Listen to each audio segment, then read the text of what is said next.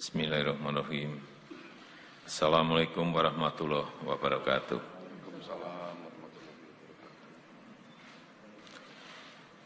Saudara-saudara sebangsa dan setanah air, dalam menyikapi perkembangan ekonomi dunia yang telah berdampak pada perekonomian banyak negara, termasuk Indonesia, pemerintah bersama-sama dengan otoritas moneter, yaitu Bank Indonesia dan OJK, Otoritas Jasa Keuangan, telah bersama-sama melakukan langkah-langkah dalam upaya menciptakan kondisi ekonomi makro yang kondusif. Telah dilakukan upaya stabilisasi fiskal dan moneter, termasuk di dalamnya adalah pengendalian inflasi.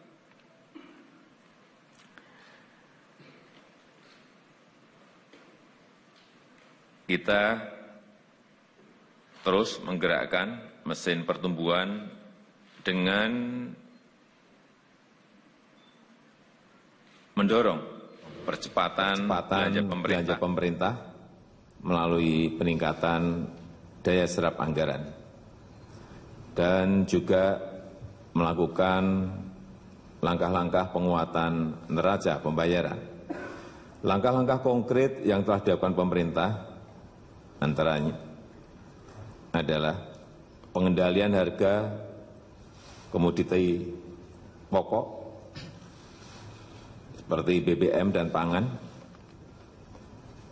kemudian pembentukan tim evaluasi dan pengawasan realisasi anggaran,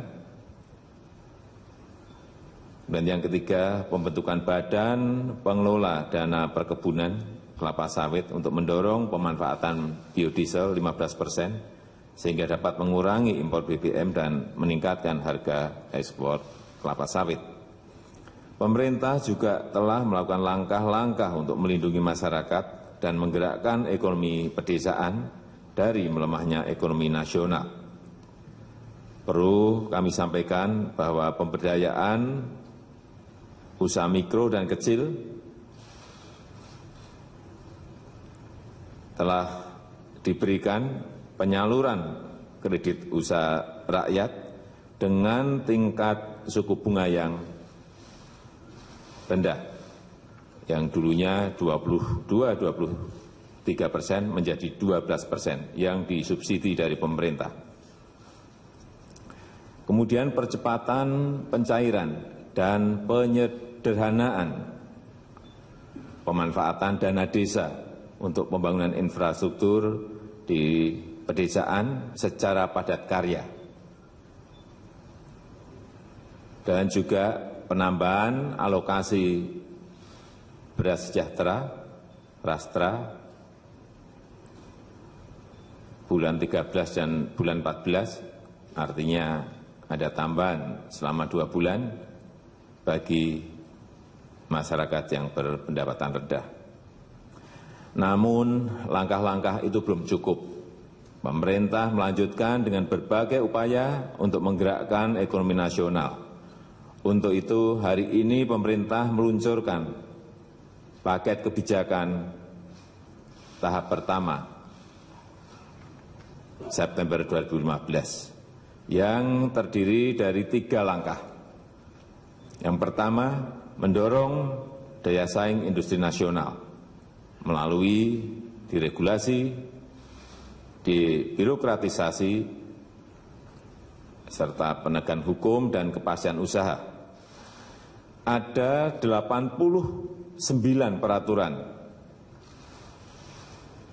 yang dirombak dari 154 yang masuk ke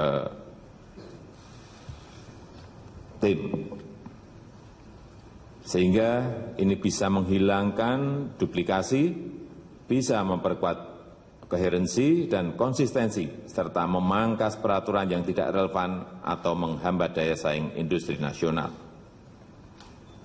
Juga sudah disiapkan 17 rancangan peraturan pemerintah, 11 rancangan peraturan presiden, 2 rancangan instruksi presiden, 63 rancangan peraturan menteri, dan 5 aturan lain.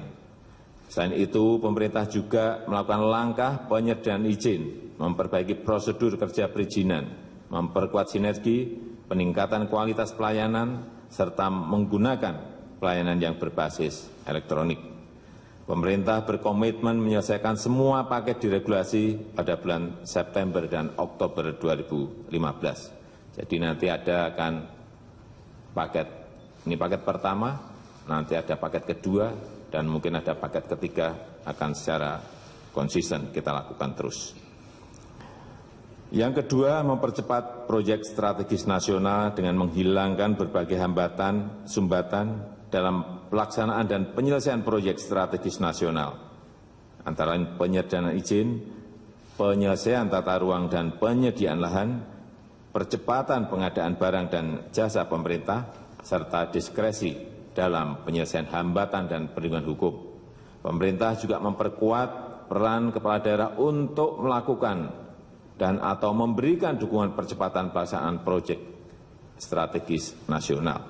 Yang ketiga, meningkatkan investasi di sektor properti. Pemerintah mengeluarkan kebijakan untuk mendorong pembangunan perumahan khususnya untuk masyarakat berpenghasilan rendah, serta membuka peluang investasi yang lebih besar di sektor properti. Saya ingin menekankan di sini bahwa paket kebijakan ekonomi ini bertujuan untuk menggerakkan kembali sektor real kita, yang akhirnya memberikan fondasi bagi lompatan kemajuan perekonomian kita ke depan. Saya meyakini paket kebijakan ekonomi tahap pertama September 2015 ini akan memperkuat industri nasional, akan mengembangkan usaha mikro, kecil, menengah, dan koperasi, akan memperlancar perdagangan antar daerah, akan membuat pariwisata semakin bergairah, akan menjadikan kesejahteraan nelayan semakin membaik dengan menaikkan produksi ikan tangkap dan penghematan biaya bahan bakar sebesar 70% melalui konversi minyak solar ke LPG. Saudara-saudara sebangsa dan setanah air, pemerintah tidak mungkin bisa bekerja sendirian. Pemerintah membutuhkan kerjasama, membutuhkan kebersamaan, membutuhkan dukungan. Mari bersatu, bergotong royong, bersama-sama menghadapi tantangan melemahnya perekonomian global. Saya ingin menegaskan bahwa pemerintah tidak sekedar memiliki komitmen menggerakkan ekonomi nasional dengan meluncurkan paket kebijakan ekonomi ini, tetapi pemerintah juga sangat serius dalam melaksanakan komitmen paket kebijakan ini. Saya dibantu oleh Wakil Presiden serta seluruh anggota Kabinet akan memimpin langsung pelaksanaan paket kebijakan ekonomi ini, sehingga langkah-langkah terobosan untuk menggerakkan ekonomi nasional benar-benar terwujud dengan baik. Itu yang bisa saya sampaikan. Terima kasih. Wassalamualaikum warahmatullahi wabarakatuh. Untuk lebih detailnya nanti akan mungkin disampaikan oleh Menko Perekonomian. Terima kasih. Pemirsa, setelah lama dinanti investor, Presiden Jokowi akhirnya meluncurkan paket kebijakan ekonomi untuk mendorong investasi dan sektor industri. Dalam acara itu, Wapres Yusuf Kala tidak terlihat mendampingi Presiden mengumumkan paket ekonomi di Istana Merdeka, Jakarta. Presiden Joko Widodo mengumumkan paket kebijakan ekonomi yang diberi nama Paket September 1. Paket kebijakan ekonomi ini mencakup 3 poin penting. Pertama, mendorong daya saing industri nasional. Kedua, mempercepat proyek strategis nasional dengan menghilangkan beberapa hambatan. Ketiga, meningkatkan investasi di sektor properti. Perwujudan dari ketiga paket itu adalah dengan cara deregulasi, debirokratisasi, penegakan hukum, dan memberi kepastian usaha, sehingga tidak ada tumpang tindih regulasi, serta memangkas peraturan yang tidak relevan. Pemerintah juga sudah menyiapkan 17 rancangan peraturan pemerintah yang akan memperbaiki prosedur perizinan dan peningkatan kualitas layanan.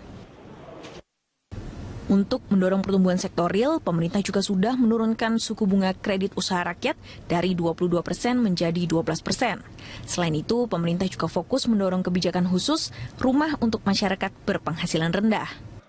Saya meyakini paket kebijakan ekonomi tahap pertama September 2015 ini akan memperkuat industri nasional, akan mengembangkan usaha mikro, kecil menengah dan koperasi, akan memperlancar perdagangan antar daerah, akan membuat pariwisata semakin bergairah.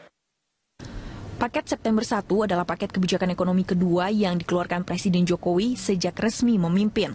Pada Maret lalu, pemerintah juga telah mengeluarkan 4 kebijakan ekonomi yang fokus untuk menekan defisit transaksi berjalan.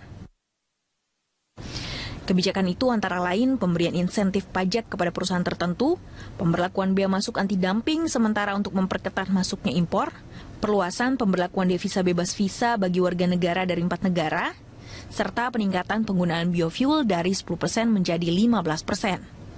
Tim Liputan Berita 1, Jakarta.